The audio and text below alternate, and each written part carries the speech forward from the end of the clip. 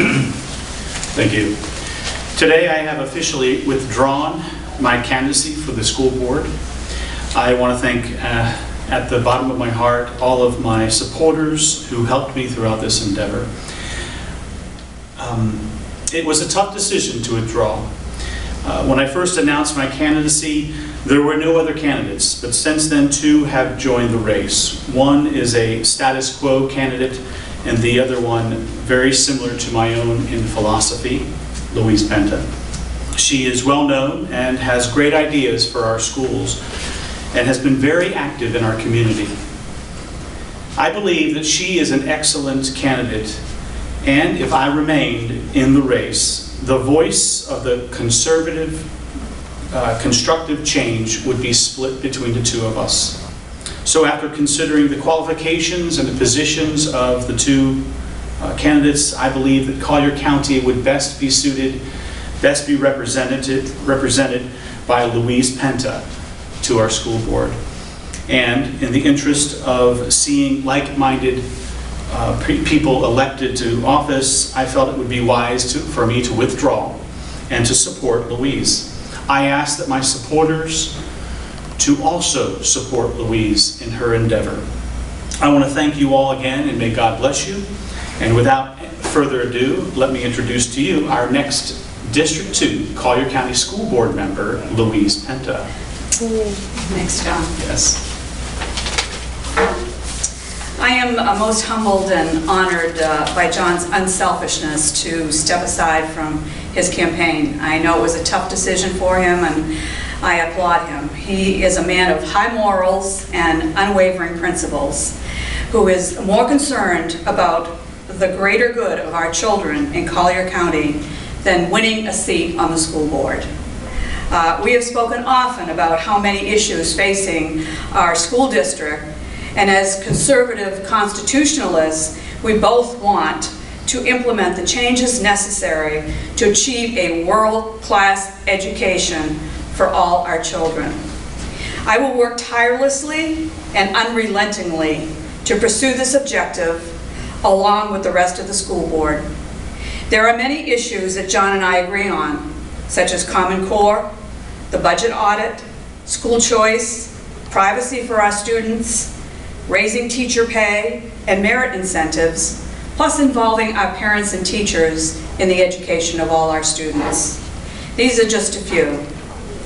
Again, I thank John for your most generous and humbling gift to me. I deeply appreciate your endorsement and that of your supporters. I know great things are in store for you.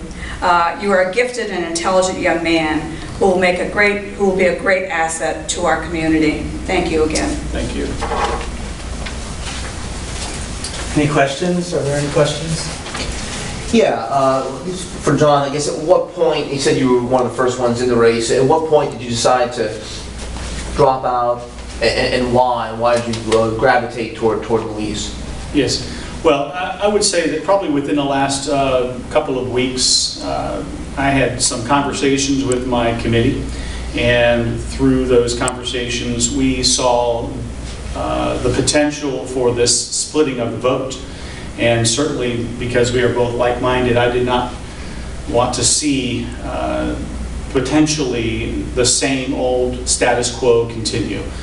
We both understand and recognize the need for change and the need for improving the quality of the education of all of our kids in Collier County, and the status quo is not delivering that.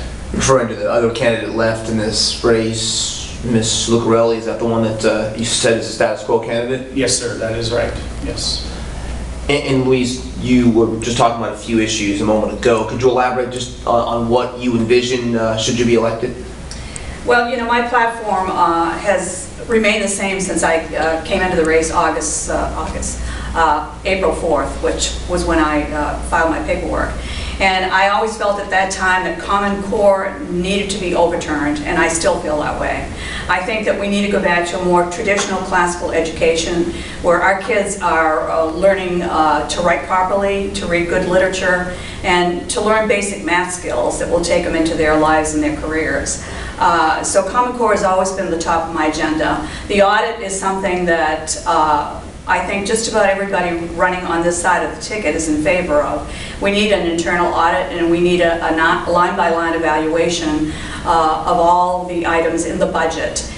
We need to look at programs to see if they're working or if they're not.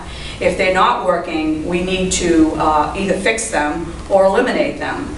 So that's another top priority, and it's a priority that's on the mind of all the voters and the taxpayers out there. When I'm out and about in the public, which I am quite often because I'm everywhere in the county, those are the two questions that people ask me. Are you in favor of Common Core, and what are you going to do about the budget?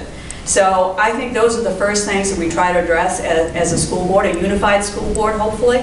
And other things I want to work on, merit pay for our teachers. Our teachers' pay is low. We need to increase their pay, not by raising taxes, but by taking some money off the top of the bloated administration and make more money go into our classrooms to our teachers and our kids. Our teachers are continually being asked every year to decrease their budget for their supplies for this classroom, and that's not where the cut should be. They've cut down to the bare bones. We need to cut administration, and that's something I'm going to work hard on. So that's a really big issue, and I think the transgender issue is blown out of proportion. I would address that in a common sense way, that girls use the girls' bathroom and boys use the boys' bathroom according to their birth gender, and it's as simple as that. And so there are a lot of things like that, and John, I know, feels the same way on some of these issues. Maybe he'd attack it differently, but we've talked about this, and these are some of the top issues. So school choice is another big hot button issue. I think kids and parents should be allowed to choose the school they care to go to. It's important. It's our it's our obligation, and it's our right as a citizen to abide by the Constitution and have school choice. So these are some of the issues that I would work on, and hopefully we'll get some implemented. You were talking about the transgender bathroom issue. I believe the board may be taking that up tomorrow because of the mandate from the federal government. How do you, I mean, you may have to deal with that if you're elected.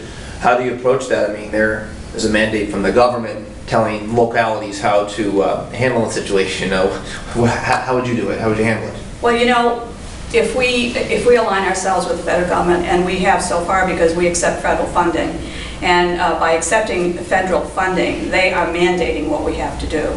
And I don't necessarily go along with that. I know there's a lot of criticism to some of the candidates that have stepped up and said, we need to separate ourselves from the federal government and stop taking the funding. That way we can run our own district and do what we want.